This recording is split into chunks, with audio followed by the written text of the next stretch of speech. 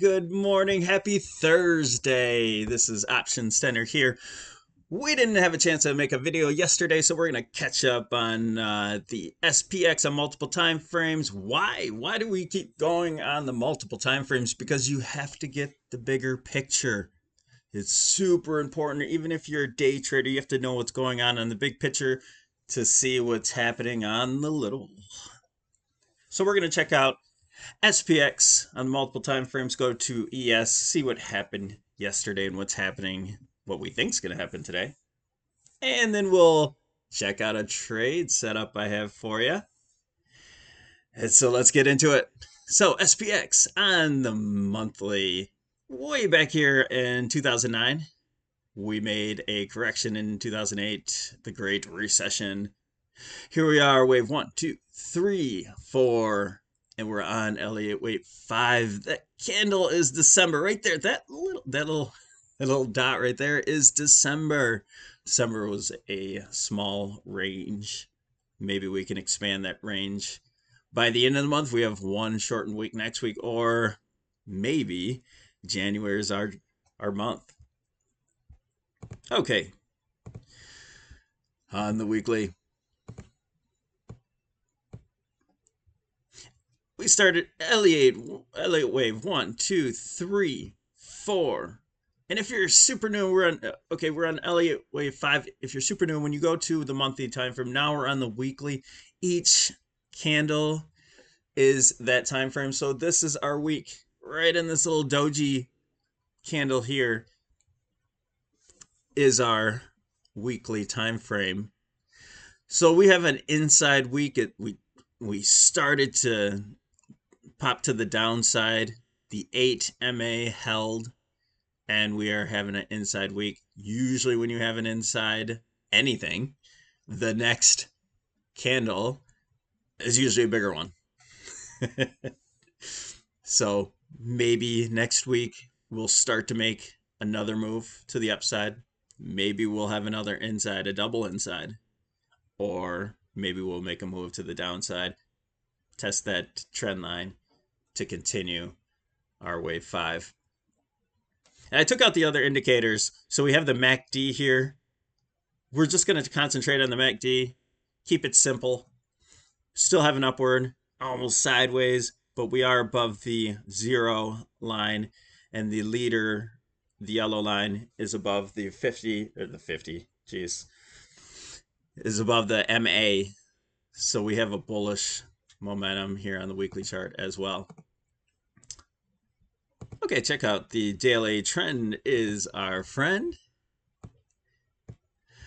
We have a Elliott wave series 1, 2, 3, and we may be still in 4. We don't quite know yet, but we may have ended 4 here at support and now are kind of working our way up to the 5. We are holding the 8 MA barely. We're riding right along it. It's a short trading week. Volume's low. Not much is happening. That's not unusual. So, but we are holding the 20 MA and even better the 8 MA. So maybe we can make a little bit of a move today and continue on next week to move up on this 5th wave. Looking at the MACD, we made our cross. This is the only caution sign that we had. The MACD crossed the yellow leader line, crossed down through the MA, which gives us a signal that momentum is waning on the daily time frame. Nothing super bearish, but we just want to keep an idea in our head that, hey, we're not going to move straight up like this over here. You see that move? Impulsive wave 1 move. That's making a cross up to the upside. Boom, bullish, bullish, bullish, bullish. And then it crosses over here and says, hey, we're slowing down. We're going sideways for a little bit. We got to work off some of this momentum. Reset our indicator for another move up. Expected move.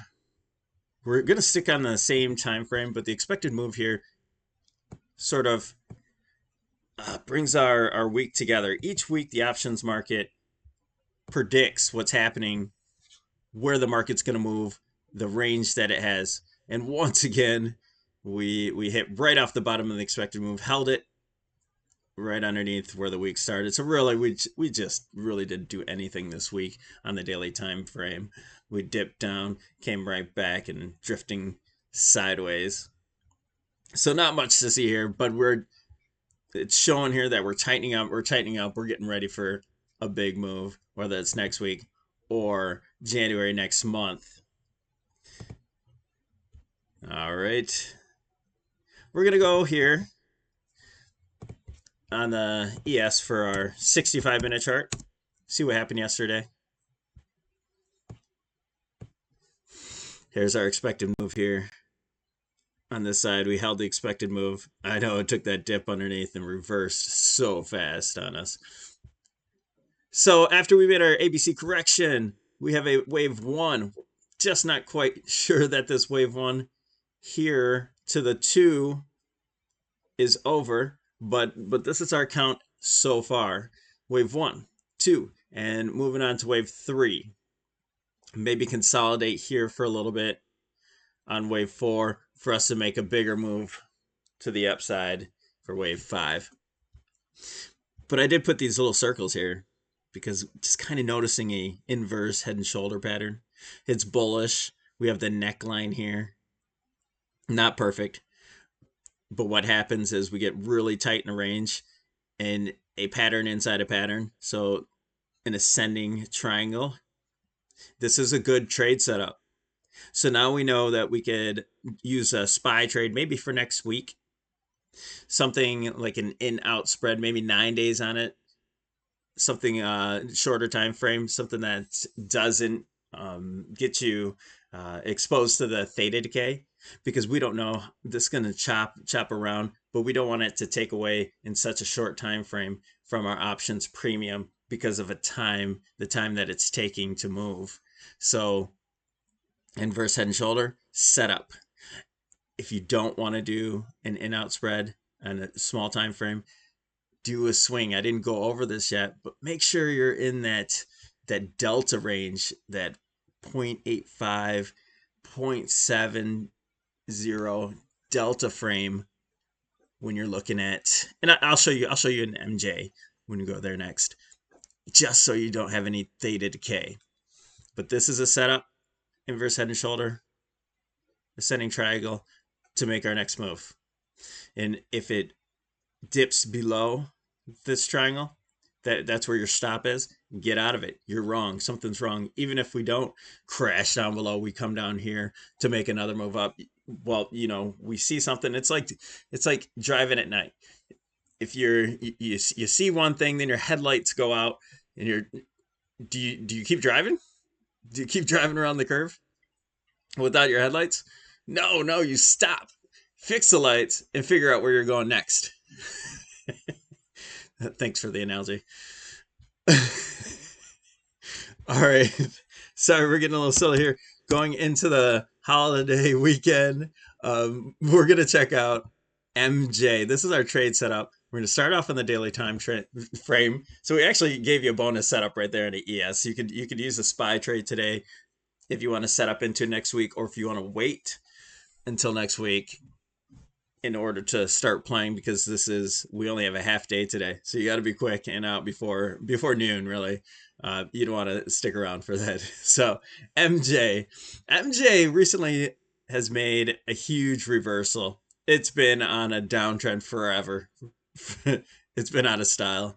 So we have a new Elliott wave count that we think is happening, and that's a huge wave 1, wave 2, and wave 3 is just going to move somewhere up here. I don't know where. It doesn't matter where.